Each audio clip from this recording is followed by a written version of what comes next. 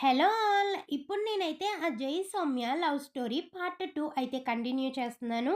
Part 1 చూడని వాళ్ళు previous వీడియోలో అప్లోడ్ చేశాను. అది చూసి ఈ పార్ట్ 2 వినేయండి. ఇంక నేను వెళ్ళి తన లెఫ్ట్ సైడ్ కూర్చున్నా. ఇంకా నా పక్కన ఉన్న వాడి ఫేస్ చూడాలి.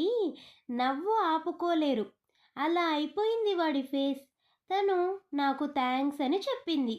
నేను ఇట్స్ ఓకే అని చెప్పి ఇంక నా ఫోన్ యూజ్ చేస్తూ కూర్చున్నా.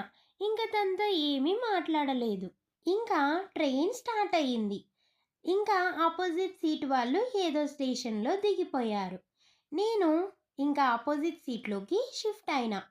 ఇంకా అప్పుడు టైం 8:30 అవుతుంది. నాకు ఆకలి వేసింది. నా బ్యాగ్‌లో నుండి ఫ్రూట్స్ తీసుకొని తింటున్నా. తను కూడా నా బ్యాగ్‌లో ఫ్రూట్స్ ఉన్నాయి కొంచెం తీసి ఇవ్వండి అని అడిగింది. నేను నా దగ్గర ఉన్న ఫ్రూట్స్‌ని ఆఫర్ చేశా. తను పర్లేదు నా దగ్గర ఉన్నాయి అవి తీసి ఇవ్వండి చాలు అండి అని అనింది. నేను ఉండి పర్లేదండి తీసుకోండి అని చెప్పి తనకి ఇచ్చా. ఇంకా మా మధ్య ఉన్న సైలెన్స్‌ని బ్రేక్ చేశాము. వాళ్ళిద్దరి మధ్య కన్వర్జేషన్ ఇప్పుడు వినేద్దాం.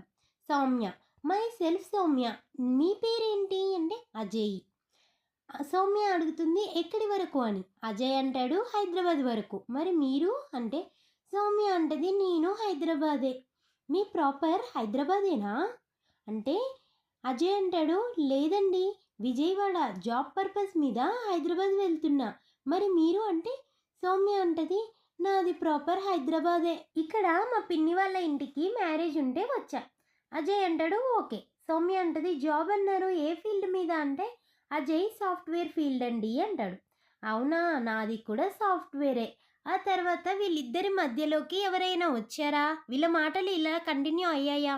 అసలు ఇంకా వీళ్ళు ఏం మాట్లాడుకున్నారు? వీళ్ళ మధ్యలో బ్రేక్ వచ్చిందా? లేదంటే మాటలు అలా కంటిన్యూ చేసుకుంటూ వెళ్ళిపోయారా?